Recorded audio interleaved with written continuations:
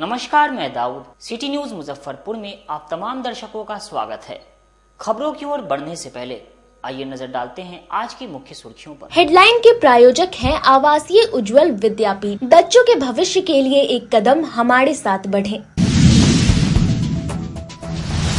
उत्तर बिहार समेत जिले में शीतलहर का प्रकोप जारी। ठंड के अटैक ने लोगों को घर में दुबकने को किया मजबूर। तिब्बत में आई भूकंप का असर मुजफ्फरपुर जिले में। सुबह सुबह भूकंप के झटके से लोग घर के बाहर निकले। और औराई थाना क्षेत्र के महरौली में हुई मासूम की हत्या का पुलिस ने किया खुलासा। चाची ने की थी मासूम की हत्या। ये थी आज की मुख्य सुर्खियां। अब खबरें विस्तार से। उत्तर बिहार समेत मुजफ्फरपुर जिले में भी ठंड का कहर जारी। ठंड के अटैक से लोग दिन भर घरों में दुबके रहे। मुजफ्फरपुर समेत उत्तर बिहार के जिलों में ठंड से जिंदगी की रफ्तार पर ब्रेक लग गया है। शीतलहर और घने कोहरे की दोहरी मार ने हालात को और मुश्किल बना दिया है। 2 दिन से धूप की झलक नहीं देखने से सुबह से शाम तक ठंड ने अपना प्रचंड रूप दिखाना शुरू कर दिया। सुबह से लेकर रात तक गलन और ठिठुरन से लोगों का घरों से बाहर निकलना दूभर कर दिया है। बच्चों और बुजुर्गों के साथ आम लोग भी इस कड़ाके की ठंड से बेहाल हैं। वहीं कोहरे के कारण यातायात पर भी असर पड़ रहा है, जिससे गाड़ियां और ट्रेनें रेंगती नजर आ रही हैं, जिसे लेकर जिलाधिकारी सुब्रत कुमार सेन ने लोगों को सावधानी बरतने की सलाह दी है। खास तौर पर बच्चों और बुजुर्गों को गर्म कपड़े पहनने और सर्दी से बचाव के अन्य उपाय अपनाने की जरूरत है। प्रशासन को भी अलाव और रैन बसेरों की व्यवस्था सुनिश्चित करने की अपील की जा रही है। टेम्परेचर में गिरावट आई है और उसको लेकर के हम लोगों ने एडवाइजरी भी इशू किया है। 8th क्लास तक जो है सारी स्कूल्स और जो प्री स्कूल आंगनबाड़ी सबको हम लोगों ने बंद कर दिया है, ताकि बच्चों के स्वास्थ्य पर किसी तरह का इसका दुष्प्रभाव ना पड़े। इसके अतिरिक्त जहाँ भी भीड़ भाड़ रहती है उन स्थानों पर हम लोग देर शाम अलाव की भी व्यवस्था कर रहे हैं। उसके लिए भी अलॉटमेंट सभी अंचल अधिकारियों को दे दिया गया है और नगर निगम क्षेत्र में नगर आयुक्त के द्वारा व्यवस्था की जा रही है। लोगों से भी मेरी अपील है, खास करके बुजुर्ग और बच्चे जो हैं वो लोग प्रिकॉशन लें, और अगर आवश्यकता हो और अगर आप देख रहे हैं कि टेम्परेचर में ज़्यादा गिरावट है तभी आप तब अगर बहुत आवश्यकता हो तब आप घर से बाहर निकलें, नहीं तो घर में ही रहें। तो ये सब प्रिकॉशन हम लोगों को लेना चाहिए। तिब्बत में आई भूकंप का असर मुजफ्फरपुर जिले में भी देखने को मिला। सुबह सुबह भूकंप के झटके से लोग डर के घर से बाहर निकले। मंगलवार की सुबह मुजफ्फरपुर में भूकंप के जोरदार झटके लगे। भूकंप 7.01 तीव्रता का बताया जा रहा है। मुजफ्फरपुर में सुबह करीब 6:32 झटके लगने शुरू हुए। पहले झटके हल्के लगे, इसके बाद तेजी से धरती हिली।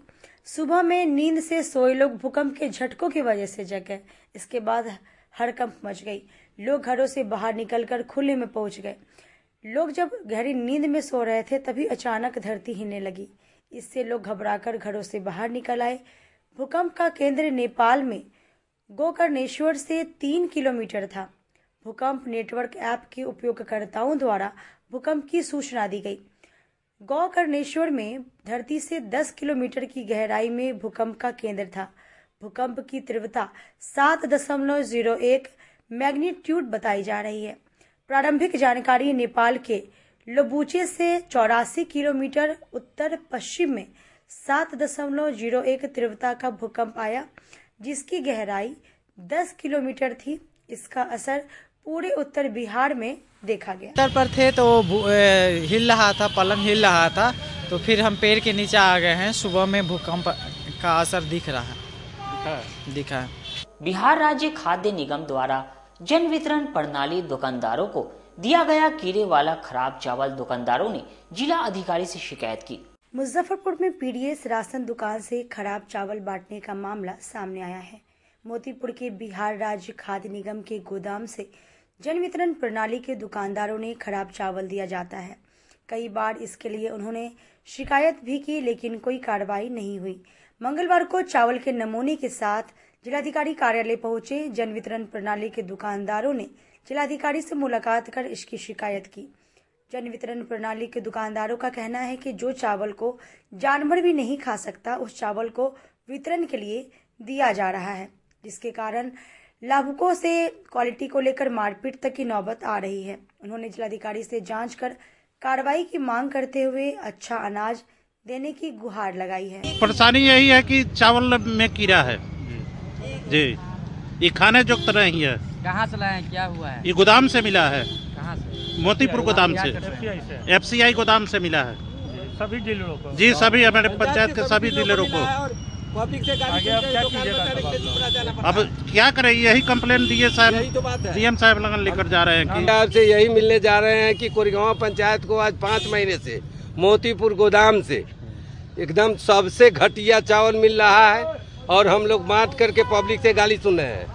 गाली सुनने के बाद चुप रह जा रहे हैं कि हमारी दुकान कोई भी कुछ हो जाएगा, मारामारी हो जाएगा, झगड़ा हो जाएगा तो हमारी दुकान चले जाएगी, हमारा बाल बच्चों का पेट कैसे भरेगा। इसलिए मैं आग्रह DM साहब से करना चाहता हूं कि इसको जांच करके उचित कार्रवाई की। एमओ साहब से मिले थे। एमओ साहब कहे कि पहले बोलिए गोदाम मैनेजर से, नहीं सुनेगा तो हमको लिखित दीजिएगा। हम AGM तो कहता है कि क्या परेशानी, सुनिए, AGM को कहने पर कहता क्या है कि हमको कलेक्टर साहब का, SDO साहब का लिखित है, जिला उनका लिखित है, हमको जो आपको जहाँ जाना है जाइए, हमको उससे मतलब नहीं, हमको जो मिला है तो देना है। क्या परेशानी, अनाज जो मिला उसमें क्या परेशानी? अनाज मिला है उसमें आधा से ज्यादा कीड़ा है और मतलब कि गर्दा है। सबसे पहले गर्दा होने के बावजूद भी इतना न कीड़ा है कि आदमी बकरी खाने लायक नहीं है। बायोमेडिकल वेस्ट के सही से निष्पादन नहीं करने पर सिविल सर्जन ने 6 दर्जन नर्सिंग होम पर कार्रवाई की नोटिस भेजी। मुजफ्फरपुर जिले के प्राइवेट अस्पतालों में बायोमेडिकल कचरे का निस्तारण ठीक तरीके से नहीं हो पा रहा है। पूरे जिले के निजी अस्पतालों से सिर्फ मेडिकेयर मुजफ्फरपुर की कंपनी की एक गाड़ी ही कचरा आती है। एक वाहन से पूरे जिले का कचरा उठाना एक दिन में संभव ही नहीं। बायोमेडिकल वेस्ट नियम के अनुसार इस जैविक कचरे को खुले में डालने पर अस्पतालों के खिलाफ जुर्माने और सजा का भी प्रावधान है। कूड़ा निस्तारण के उपाय नहीं करने पर 5 साल की सजा और 1 लाख रुपए जुर्माने का प्रावधान है। इसके बाद भी यदि जरूरी उपाय नहीं किए जाते हैं तो प्रतिदिन 5,000 का जुर्माना वसूलने का भी प्रावधान है। जिले में तमाम सरकारी स्वास्थ्य संस्थानों को छोड़कर कई निजी अस्पताल, नर्सिंग होम, निजी क्लिनिक को स्वास्थ्य विभाग की ओर से रजिस्ट्रेशन मिला है, पर बायोमेडिकल वेस्ट के निस्तारण को लेकर पुख्ता इंतजाम कहीं नहीं है। हालांकि अस्पताल के संचालकों का दावा है कि बायोमेडिकल वेस्ट का रखरखाव पर निस्तारण ठीक तरीके से किया जा रहा है। जिले में स्वास्थ्य विभाग या प्रदूषण नियंत्रण बोर्ड की ओर से मेडिकल कदमों के उठाव से निस्तारण तक की अनदेखी करने वाले एक भी अस्पतालों पर अब तक कार्रवाई नहीं की गई है। ऐसे में उन्हें बिहार राज्य प्रदूषण नियंत्रण पार्षद की ओर से मिली चेतावनी के बाद अब स्वास्थ्य विभाग की टीम कार्रवाई करने जा रही है, जिसमें अधिकतर निजी अस्पतालों के द्वारा नियम पालन नहीं करने को लेकर नोटिस भी जारी की गई है। जिसके बाद भी अगर वे मानक के तहत कचरा का निष्पादन नहीं करते हैं तो उनके लाइसेंस को रद्द किए जाने की कार्रवाई की जाएगी। बिहार राज्य प्रदूषण नियंत्रण बोर्ड ने बायो कचरा के निष्पादन को लेकर सख्ती के बाद कार्रवाई करने के लिए अब जिला प्रशासन ने करीब 6 दर्जन से अधिक अस्पताल और नर्सिंग होम को अब बंद करने की चेतावनी देते हुए बोर्ड की ओर से आखिरी नोटिस जारी की जा रही है। पूरे मामले को लेकर civil surgeon doctor Ajay Kumar ने बताया कि जिन अस्पतालों को पूर्व में नोटिस दी गई थी उनके यहां पर टीम भेजकर अब फिर से जांच कराई जा रही है। कई अस्पताल को दी गई नोटिस के बाद इस मामले को गंभीरता से नहीं लिया गया है, जिसके बाद से अब कार्रवाई की जाएगी। मेडिकल वेस्ट के लिए जिलाधिकारी महोदय की अध्यक्षता में बैठक भी हुई थी और उसमें निर्देश भी दिया गया था। उसके लिए हम लोग सभी जितने भी रजिस्टर्ड थे और जितने भी संस्था थे मेडिकेयर, उससे भी हम लोग लिस्ट लिए थे कि पहले से कौन कौन निबंधित है और सभी को चिट्ठी जारी कर दिए हैं और उनसे जवाब मांग रहे हैं और समय सीमा बीतने के पश्चात जो है निरीक्षण किया जाएगा। निरीक्षण करने के बाद जांच दल भी गठित है और उस पर जो है विधिवत कार्रवाई की जाएगी। ये कब से कार्रवाई शुरू हो जाएगी? बस अभी हम लोग अब इस साल तो ख़त्म ही हो रहा है, इसके बाद 2-4 दिन के बाद हम लोग रिपोर्ट सबका अद्यतन करेंगे। जहाँ जहाँ से रिपोर्ट अब प्राप्त होने फिर से पुनः समय देंगे कि आप अद्यतन रिपोर्ट दें और नहीं तो फिर उच्चाधिकारी को भी खबर की जाएगी और अनुमंडल पदाधिकारी महोदय के द्वारा भी जिसमें जांच कमेटी में शामिल है सभी इसको अवगत कराते हुए विधिवत कार्रवाई। पटना में प्रशांत किशोर पर हुए पुलिसिया कार्रवाई के विरोध में जन सुराज के कार्यकर्ताओं ने सरकार के खिलाफ धरना दिया। जिला समरनालय परिसर में जन सुराज जिला कार्यकारिणी की तरफ से धरना प्रदर्शन का आयोजन किया गया। आपको बता दें कि छात्रों युवाओं की मांगों को लेकर प्रशांत किशोर जी पिछले 6 दिनों से गांधी मैदान में आमरण अनशन पर बैठे थे।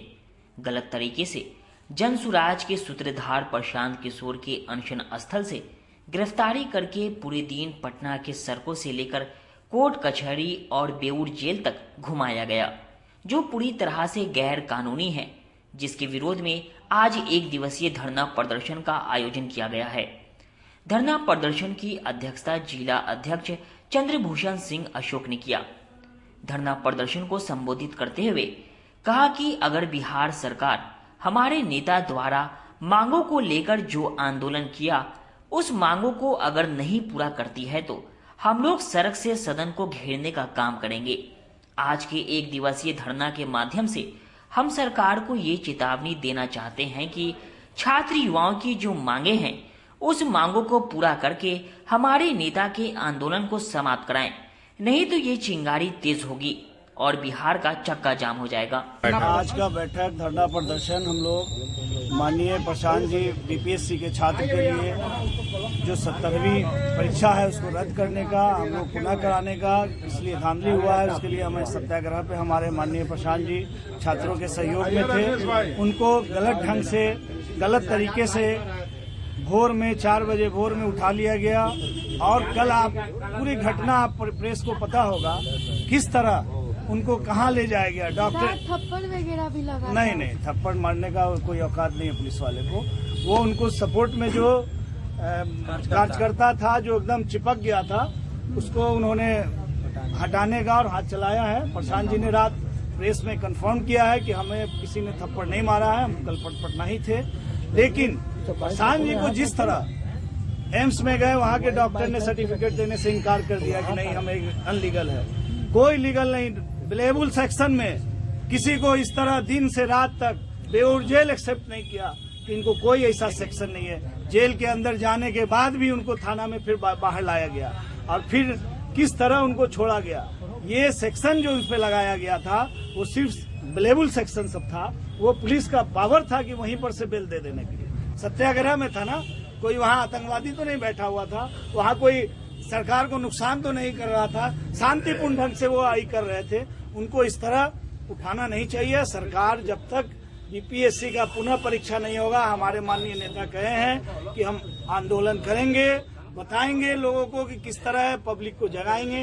एक लोग उनके साथ है, लड़ने मरने के लिए तैयार है। पटना का हाल कल देखें, हम रात में यहाँ 3 बजे हम लोग वहाँ से वापस आए। प्रशांत जी को थाना में बैठाने के बाद उनका जो जज ने भी कहा कि वो मिस्टेक हो गया था। बिना शर्त हमारे नेताजी का देख लीजिए, कोई शर्त नहीं मानेंगे, शर्त के साथ बेल नहीं है, क्योंकि सत्याग्रह में बेल में शर्त की क्या जरूरत है। वो शर्त रख के कोर्ट ने किया, बाद में कोर्ट को एक्सेप्ट करना पड़ा कि ये गलत है और हम इनको बेल है इसलिए बेल उनको मिला है। लड़ाई हम लोग की चालू है। हमारे नेता 6 दिन बैठ गए गांधी मूर्ति के नीचे तो ठंड का एहसास नहीं हुआ। हम लोग रात दिन एक करके अपने नेता का साथ दिए, ठंड का साथ नहीं दिए। समझ में नहीं आया कि ठंड है कि नहीं। रात में हम लोग मजे करते थे, वहाँ बैठ कर अपने नेता का मन बहलाते थे और बिहार की बातें करते थे, नए बिहार की बात करते थे। उज्जवल भविष्य की कामना के साथ हम लोग वहाँ बैठ के अपने नेता के साथ काम किए और बर्बरता से हम लोगों का मतलब व्यवस्था ऐसा बिगाड़ा गया। आज लोग ट्वीट कर रहे हैं, फेसबुक पे और व्हाट्सएप पे डाल रहे हैं कि गलत हुआ है, बिहार में ऐसी गलती की गई है प्रशांत किशोर के द्वारा। मैं पूछ सकती हूँ कि 9वीं फेल को इतना ज्ञान कहाँ से आ गया, कहाँ से इतना ज्ञान लाते हैं। वो ट्वीट करने लगे हैं, खा के मोटे हाथी की तरह होते जा रहे हैं। सिर्फ हेलीकॉप्टर में बैठ के मछली का कांटा दिखाते हैं कि एक कांटे वाली मछली बड़ी अच्छी है, यही सब शोभा देता है। हमारे मुख्यमंत्री साहब गांजा पी रहे हैं, वही शोभा देता है। वही लोग अपना काम करते रहे, धूनी रमाते रहे, हम लोगों के बारे में सोचना छोड़ दें, उनके सोच से बाहर कीजिए। यहाँ पूरा बिहार अब जनसुराजी है, तो जनसुराज का बोलबाला होगा और 2025 में बता दूं अब जनसुराज का परचम लहरा है। मुजफ्फरपुर बैरिया बस स्टैंड का नाम अब अमर शहीद बैकुंठ शुक्ल कर दी गई है, जिसकी जानकारी जिला अधिकारी ने दी। बिहार के मुख्यमंत्री नीतीश कुमार ने अपनी प्रगति यात्रा के दूसरे चरण में मुजफ्फरपुर शहर को एक नई दिशा देने के लिए अहम फैसलों का ऐलान किया, जो शहरवासियों के लिए उम्मीद और राहत की एक नई किरण बन सकती है, जिसके तहत मुजफ्फरपुर के हाईटेक और सुविधा संपन्न निर्माणाधीन बैरिया बस स्टैंड का नाम अब अमर शहीद बैकुंठ शुक्ल के नाम पर रखा जाएगा, जिससे शहीदों के प्रति सम्मान और श्रद्धा व्यक्त की जाएगी। यह निर्णय शहरवासियों के दिलों में गर्व और प्रेरणा का एहसास जगाएगा। पूरे मामले को लेकर जिलाधिकारी सुब्रत कुमार सेन ने बताया कि स्मार्ट सिटी प्रोजेक्ट के तहत बन रहे बैरिया बस स्टैंड का बजट अब और बढ़ाया जाएगा। अब मुख्यमंत्री नीतीश कुमार के द्वारा इसका नामकरण शहीद बैकुंठ शुक्ल के नाम पर कर दिया गया है। इसके साथ ही इसके ढांचागत सुविधाओं में विस्तार होने के साथ अन्य सुविधाओं में भी इजाफा होगा। इसके साथ ही इसके इंफ्रास्ट्रक्चर भी बदले जाएंगे। इसको लेकर स्मार्ट सिटी प्रोजेक्ट एजेंसी के द्वारा निर्माण कार्य को कराया जा रहा है। अब इसमें सुविधाओं के विस्तार को देखते हुए इसके बजट में भी इजाफा किया जाएगा और इसका प्रस्ताव भेजा जाएगा। ये बहुत दिनों से लंबित एक मांग थी, जिसका माननीय मुख्यमंत्री जी ने जो प्रगति यात्रा था उसकी बैठक के दौरान उन्होंने घोषणा की, और जो हमारे शहीद बैकुंठ शुक्ल जी हैं उनके नाम पर बैरिया बस स्टैंड का नाम रहेगा। इसको लेकर के माननीय मुख्यमंत्री जी ने घोषणा कर दी है। स्मार्ट सिटी से उस बस स्टैंड का विकास भी किया जा रहा है, और हम लोगों का प्रयास है कि उसमें अगर अतिरिक्त राशि की भी आवश्यकता हो तो उसमें भी हम लोग डिफरेंट ऑप्शंस को देख रहे हैं, ताकि एक भव्य बस स्टैंड बन सके और वहाँ जो है आवश्यक सुविधाएँ सुनिश्चित की जा सकें, और जो शहीद बैकुंठ शुक्ल जी का नाम है उस नाम से उस बस अड्डे का जो है नामाकरण कार्य पूर्ण होने के बाद किया जाएगा। उसके बजट में कमी की गई है, इसीलिए मैंने जैसा आपको बताया कि उसमें हम लोग और ऑप्शंस में, इसमें मुख्य सचिव महोदय का भी निर्देश प्राप्त हुआ है, उनसे भी वार्ता हुई है, विभाग को भी उन्होंने निर्देश दिया है कि इसमें अदर ऑप्शंस का भी यूज़ करके हम लोग जो है राशि प्राप्त करें और एक भव्य बस स्टैंड का स्वरूप जो है हम लोग बैरिया बस स्टैंड को दें। इस दिशा में हम लोगों का प्रयास। औराई थाना क्षेत्र के महरौली में मासूम की हुई हत्या मामले में पुलिस ने खुलासा किया, चाची ही हत्यारी निकली। मुजफ्फरपुर जिले के औराई थाना क्षेत्र के महरौली गांव में बीते रविवार को सुशील शाह के 11 वर्षीय पुत्र विक्रम की गला रेत कर हत्या मामले में पुलिस ने पड़ोसी प्रहलाद शाह की पत्नी, बेटे और चाची को गिरफ्तार कर लिया है। पूरे मामले को लेकर विक्रम के पिता ने पुलिस के समक्ष बयान दर्ज कराया था, जिसमें पटीदार की पत्नी पुनीता देवी और उसके पुत्र विद्यापति और मृतक विक्रम की चाची रागिनी देवी पर पुत्र की हत्या का आरोप लगाया गया था। पुलिस ने त्वरित कार्रवाई करते हुए विद्यापति को रविवार की रात ही गिरफ्तार कर लिया था, जबकि उसकी मां पुनीता देवी को मीनापुर के टेंगराही गांव स्थित मायके से, वहीं चाची रागिनी देवी को उसके घर से गिरफ्तार कर लिया है। आरोपित विद्यापति गांव में रहकर खेती बाड़ी करते हैं, जबकि दोनों महिलाएं गृहिणी हैं। पूरे मामले को लेकर ग्रामीण एसपी विद्यासागर ने बताया कि सुशील शाह और उसके पड़ोसी प्रहलाद शाह में करीब 3 साल से जमीन का विवाद चल रहा है। इसको लेकर पहले भी कई बार मारपीट की घटना हो चुकी है। जमीन विवाद के साथ एक दूसरा मामला भी सामने आया।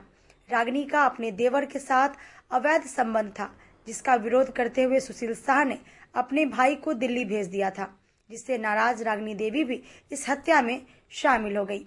हत्या में इस्तेमाल फसूल भी रागिनी देवी के घर से बरामद हो गया है। रागिनी की साड़ी में खून का धब्बा भी लगा हुआ है, जिसकी एफएसएल ने पुष्टि कर दी है। मामले का खुलासा करते हुए उन्होंने बताया कि गिरफ्तार मां, बेटे और चाची को मंगलवार को न्यायिक हिरासत में भेज दिया गया। आपको बता दें कि रविवार को विक्रम की निर्ममता से गला रेत कर हत्या कर दी गई थी। शव को ठिकाना लगाने के लिए प्रहलाद शाह ने अपने घर के कोने में छुपा कर रख दिया था। औराई थाने का है। ग्राम महरौली में विक्रम कुमार जो 10 साल का बच्चा था और जिसकी हत्या हो गई थी, इसके बाद ये मीडिया में काफ़ी चर्चा में ये था और हम लोगों के लिए चैलेंजिंग था कि इसका उद्भेदन करना। और बाद में हम लोग उद्भेदन करके और सारा चीज़ आप लोगों के समक्ष रख रहे हैं। इसका ये पता चला कि ज़मीनी विवाद था इसका। विक्रम कुमार जो 10 साल का लड़का है, जिसके पिता का नाम सुशील शाह, सुशील शाह और प्रहलाद शाह में ज़मीनी विवाद था। और प्रहलाद शाह की पत्नी पुनीता देवी और प्रहलाद शाह का बेटा विद्यापति कुमार, ये दोनों इस हत्या में शामिल थे। और सबसे आश्चर्यजनक बात है, इसलिए आप सबों को आमंत्रित किया गया है कि इसमें अपनी ही चाची, यानी कि जो विक्रम कुमार की अपनी चाची अनरजीत शाह की वाइफ रागिनी देवी, वो इस घटना में शरीक हो गई। और उसने मैंने अपने घर से पहसुल लाया जिससे कि इसकी विकास कुमार की हत्या हुई, और लड़के को भी घर से निकाला। क्योंकि लड़के को घर से निकालना बहुत ही टफ था, तो हम लोगों ने जो अनुसंधान किया है, कुछ मानवीय अनुसंधान है, कुछ वैज्ञानिक अनुसंधान है, जिसके आधार पर यह पता चला कि वो विक्रम कुमार को, जो 10 साल का लड़का था, अपनी ही चाची, सगी चाची, उसको निकाल के लाई और साथ में पहसुल भी लेके आई। और कालांतर में क्या हुआ कि जो ज़मीनी विवाद था, तो इस ज़मीनी विवाद में जो अनरजीत शाह की जो ये वाइफ है रागिनी, वो दुश्मनों से मिल गई और दुश्मनों से मिल करके अपने ही गोतनी के 10 साल के छोटे बच्चे को भी घर से निकाली और पहसुल लेके गई। फिर पुनीता, विद्यापति कुमार और रागिनी देवी तीनों मिलकर एक सुनसान जगह पर, जहाँ की लोग बहुत कम जाते हैं, वीरान जगह है, वहाँ पर एक बंद कमरे में ये लोग तीनों मिल करके उसकी हत्या किए और डेड बॉडी को वहीं छोड़ दिए। बाद में ये था कि विद्यापति कुमार बोला कि अपने माँ को, पुनीता देवी को बोला कि तुम घर से भाग जाओ। रागिनी देवी पर तो किसी को भी विश्वास नहीं था कि रागिनी देवी इसमें हो सकती है, तो रागिनी देवी अपने घर चली आई। और फिर बाद में विद्यापति ने कहा था कि मैं लाश को ठिकाने लगा दूंगा। तो इस तरह से तीनों ही इस हत्या में एक ढंग से अपने की सेम इंटेंशन से शामिल हैं। और हम लोगों ने वो जिस पहसुल से गला रेत कर इसकी हत्या हुई, उसको भी हम लोगों ने ले लिया है अपने पास, हम लोग अपने हैविंग में लिया है। और साड़ी पर जो खून का धब्बा था, भले साड़ी को ये लोग खून का धब्बा हटाने का अथक प्रयास किया है, फिर भी उस पर धब्बा है, तो वो हम लोगों के पोजीशन में है। और आगे हम लोग इन तीनों को कड़ी से कड़ी सजा दिलवाने का प्रयत्न करेंगे। मेन सर इसमें प्लानिंग कौन किया था? इसमें प्लानिंग है रागिनी कुमारी का, जो कि अपनी ही चाची है और देख रही थी कि करने के बाद में परिवार के साथ मौजूद होकर रो गा भी रही थी उस समय। हाँ बिल्कुल बिल्कुल। और मैंने कि थानाध्यक्ष बता रहे थे, इसमें थानाध्यक्ष की भूमिका और रोशन कुमार मिश्र, थानाध्यक्ष राजा कुमार हैं, इन लोगों ने काफ़ी मैंने कि एक नए अंदाज में इन लोगों ने इसका अनुसंधान किया और इसमें सफलता भी इनको मिली। तो रागिनी मुख्य जो कल्प्रिट है, रागिनी ही पहले देखी कि जिससे भी इसका विवाद है उसी के घर में ये सब कुकृत्य किया जाए, जिससे कि ये साफ साफ बच जाएगी। लेकिन अपराध छुपता नहीं है और सबके सामने आ गया। बच्चे को कहाँ से ये लोग लेकर गए थे? अब बच्चे को रागिनी जो अपनी चाची है, तो वो पतंग खरीदने के बहाने उसको ले गई थी। और देखने वाली बात है कि साथ में पहसुल भी साथ में ली थी, और वो पहसुल भी रागिनी देवी के ही पोजीशन से बरामद हुआ, उसके निशानदेही पर ही पहसुल को बरामद किया गया है। तो ज़मीनी विवाद कितने सालों से चल रहा है? ज़मीनी विवाद 4 सालों से चल रहा था, लेकिन ज़मीनी विवाद इसमें कम है। एक विवाद जो नया उभर कर आया कि रागिनी देवी का ही, ये काल्पनिक नाम सारा मैं बता रहा हूँ, रागिनी देवी का ही उसके अपने देवर से कुछ प्रेम संबंध था, जिसमें कि पूरे गांव के लोगों ने देवर को अलग कर दिया। देवर दिल्ली चला गया और ये घर पे रहती थी। तो रागिनी देवी को इसका बहुत ही मलाल था कि हमको, मेरे प्रेमी को हमसे अलग कर दिया गया है। तो वो भी अपने भैंसुर सुशील शाह से बदला लेना चाह रही थी। तो सुशील शाह के बेटे विक्रम कुमार की उसने हत्या करके अपना। राजद सुप्रीमो लालू प्रसाद यादव को भारत रत्न देने की मांग को लेकर राजद अल्पसंख्यक प्रकोष्ठ साइकिल रैली निकालेगी। मंगलवार को राजद अति पिछड़ा प्रकोष्ठ द्वारा खुदीराम बोस स्मारक स्थल पर बैठक आयोजित हुई, जिसमें सर्वसम्मति से निर्णय लिया गया कि पूर्व मुख्यमंत्री एवं राजद के राष्ट्रीय अध्यक्ष लालू प्रसाद, जो गरीबों के मसीहा तथा पिछड़ा, अति पिछड़ा एवं अनुसूचित जाति और अनुसूचित जनजाति को बोलने की ताकत दी, शोषित वंचित को मुख्य धारा से जोड़ने का काम किया तथा राज्य का विकासोन्मुखी नेतृत्व किया, जिसे दलित, वंचित, पिछड़ा, अल्पसंख्यक कभी भूल नहीं पाएंगे। ऐसे जमीन नेता को भारत रत्न से सम्मानित करने की इच्छा सभी दलित, वंचित, पिछड़ा, अति पिछड़ा एवं अल्पसंख्यकों की है। इन्हीं लोगों की इच्छा को पूर्ण करने का बीड़ा अनुसूचित जाति के राजद के प्रदेश सचिव रंजीत रजक ने उठाया है। इस संबंध में रंजीत रजक ने महामहिम राष्ट्रपति को ज्ञापन सौंपने को लेकर साइकिल से यात्रा कर दिल्ली जाकर 10 जनवरी को ज्ञापन सौंपेंगे। आदरणीय नेता, हमारे मसीहा, हमारे भगवान आदरणीय लालू प्रसाद यादव जी के लिए जो हम लोग भारत रत्न का मांग कर रहे हैं, उसी को लेकर आज प्रेस कॉन्फ्रेंस की है। कितने तारीख को निकाला जाएगा? ये हम लोग 9 तारीख को, बृहस्पति दिन है, 9 तारीख को 11 बजे से हम लोग समरनालय से निकलेंगे। यहाँ से निकलने के बाद हाजीपुर 9 तारीख को स्टे करेंगे। उसके बाद 9 तारीख को स्टे करने के बाद 10 तारीख को हम लोग निकलेंगे, शुक्रवार दिन है, वहाँ राजभवन पहुँच जाएंगे। 2 बजे तक राजभवन पहुँचेंगे। राज्यपाल से हम लोग की मुलाकात होगी और ज्ञापन वहाँ देंगे राज्यपाल जी को, और ज्ञापन देके अपने राष्ट्रीय अध्यक्ष के लिए, लालू प्रसाद यादव के लिए भारत रत्न का मांग करेंगे। गणेश उत्सव पूजा समिति द्वारा स्वर्गीय किशोर कुणाल की श्रद्धांजलि सभा आयोजित की गई। गणेशोत्सव पूजा समिति कार्यालय खादी भंडार कैंपस में पूजा समिति के तत्वाधान में श्रद्धांजलि सभा हुई। इसमें महावीर मंदिर न्याय समिति के अध्यक्ष व पूर्व IPS दिवंगत आचार्य किशोर कुणाल जी को श्रद्धांजलि दी गई। इस दौरान उनके तैलीय चित्र पर माल्यार्पण किया गया। गणेशोत्सव पूजा समिति के संस्थापक श्री कृष्णानंद पांडे जी ने कहा कि सनातन की ध्वजवाहक और हिंदू धर्म की विभिन्न जाति और समाज को न्याय के माध्यम से जोड़कर सनातन की रक्षा की लड़ाई लड़ने वाले का समय के पूर्व जाना हम सभी के लिए गहरी क्षति है।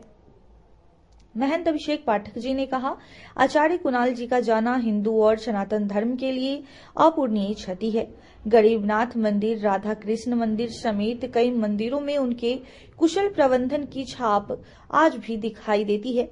इस मौके पर गणेशोत्सव पूजा समिति के संस्थापक कृष्णानंद पांडे, संरक्षक अजय तिवारी, पप्पू सिंह, पवन देव, राजीव कुमार, वार्ड 47 समाज सेवी सुप्रिया कुमारी शाहिद शामिल थे। पूजा समिति के द्वारा गणेशोत्सव पूजा समिति के कार्यालय खादी भंडार परिसर में हम लोगों के आदरणीय देश की शान, बिहार की शान, आचार्य पूर्व IPS आचार्य किशोर कुणाल साहब की श्रद्धांजलि सभा का आयोजन था, जिसमें पूजा समिति के साथ साथ अन्य कई लोगों ने भाग लिया है और सब लोगों ने मिलकर आदरणीय आचार्य किशोर कुणाल साहब को भावभीनी और अश्रुपूर्ण श्रद्धांजलि अर्पित की है।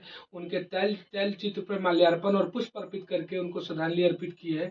और साहेब हम लोग इसलिए उनको कहते हैं कि उन्होंने जो काम किया एक प्रशासनिक अधिकारी के रूप में, और उसके बाद जब धर्म के लोगों से जुड़े हर तबके को उन्होंने धर्म से जोड़ने का काम किया।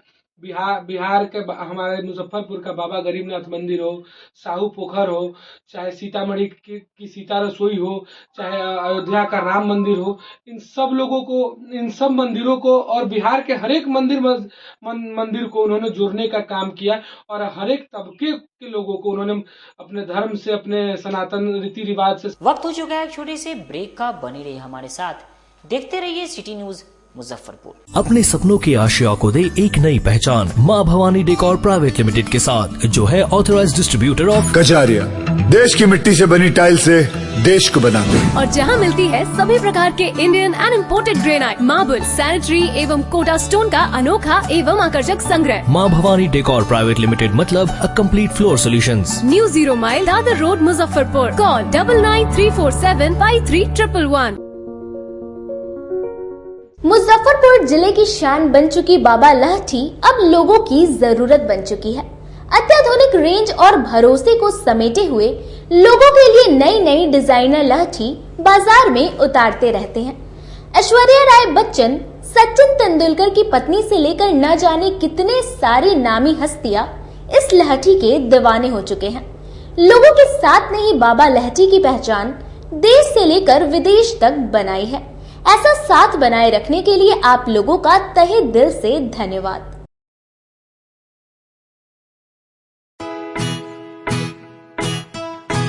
लगातार 10 वर्षों से विभिन्न परीक्षाओं में सर्वश्रेष्ठ परिणाम।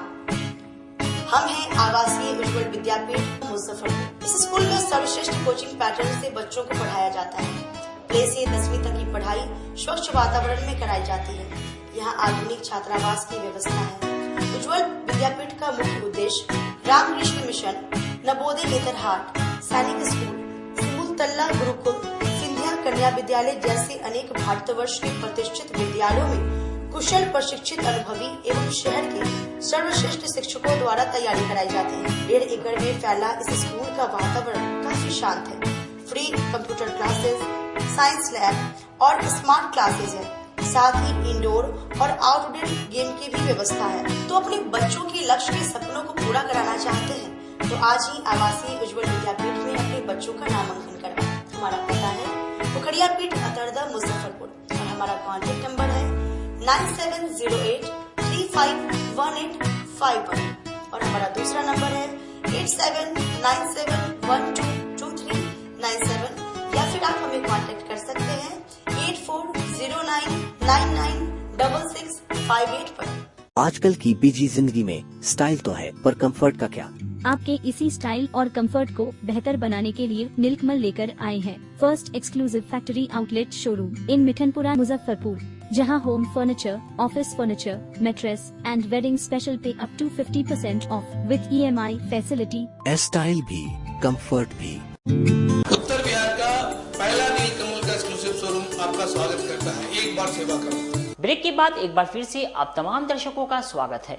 आइए रुक करते हैं आगे की खबरों की ओर। बिहार प्रांतीय मारवाड़ी युवा मंच द्वारा आमगोला स्थित ओरिएंट क्लब मैदान में 4 दिवसीय क्रिकेट मैच का आयोजन किया जाएगा। बिहार प्रांतीय मारवाड़ी युवा मंच के द्वारा एवं मारवाड़ी युवा मंच सांस्कृतिक शाखा के आतिथ्य में 9 से 12 जनवरी तक ओरिएंट क्लब मैदान में क्रिकेट टूर्नामेंट का आयोजन किया जाएगा। इसकी तैयारी को लेकर मंगलवार को आमगोला स्थित ओरिएंट क्लब मैदान में बैठक हुई। प्रांतीय उपाध्यक्ष मुख्यालय अमित खेमका ने बताया कि क्रिकेट महाकुंभ में कुल 8 टीमें मुकाबले के लिए उतरेगी। इसकी शुरुआत बुधवार की सुबह 9 बजे से होगी। फाइनल मैच 12 जनवरी को खेला जाएगा। इसके लिए जिले के अलावा बिहार के क्षेत्रों मंच से जुड़े युवा साथी पहुंचेंगे।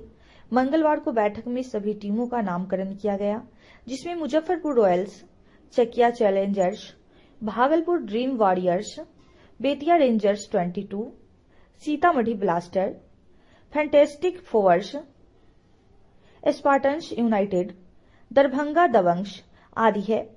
बैठक में मुख्य रूप से आतिथ्य शाखा अध्यक्ष श्रीमती सोनल अग्रवाल, प्रांतीय संयुक्त मंत्री आकाश कंदोई, आयुष चौधरी, सोनू केजरीवाल, ऋषभ सिंघानिया आदि लोग मौजूद रहे।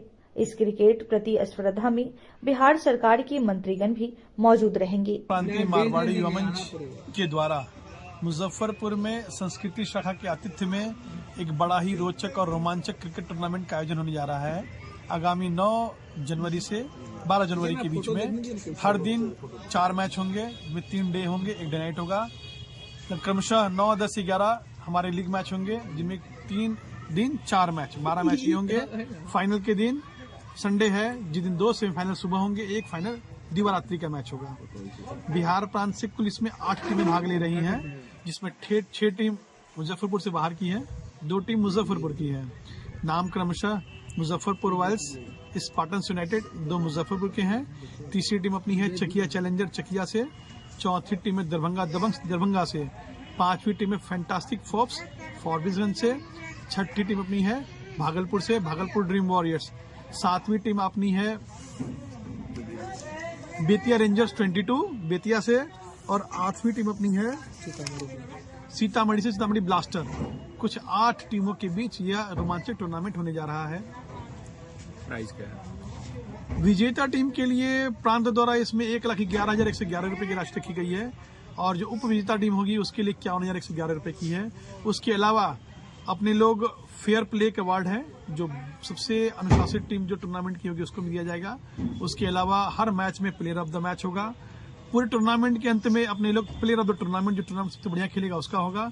उसके अलावा best bowler, best batsman, best fielder, ये अपने 3 अवार्ड ये अलग से होंगे। उसके अलावा और रोमांचक बनाने के लिए हम लोगों ने मैक्सिमम सिक्सेज इन टूर्नामेंट एक ही पुरस्कार ये भी है।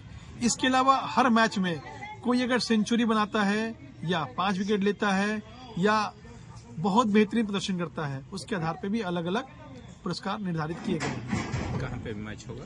ये मैच पूरा टूर्नामेंट या oriental cup ground Amgola Muzaffarpur में संपन्न होगा। इसमें दिवारात्रि मैच भी होंगे और दिन के उजाले में भी मैच खेले जाएंगे। अपने इस टूर्नामेंट में हम लोगों ने जिनको इनवाइट किया है वो बिहार सरकार के कई मंत्री भी हैं और उसके साथ साथ यह टूर्नामेंट पूरा मुजफ्फरपुर संस्कृति शाखा के आतिथ्य में संपन्न होगा। क्या परिचय हो गया? मेरा नाम अमित खेमका, मुजफ्फरपुर शाखा से, बिहार प्रांत में प्रांतीय उपाध्यक्ष मुख्यालय। खबरों का सिलसिला यहीं होता है समाप्त। अब मुझे और मेरी पूरी न्यूज टीम को दीजिए इजाजत। कल फिर मिलेंगे आपसे शहर की तमाम खबरों के साथ। नमस्कार।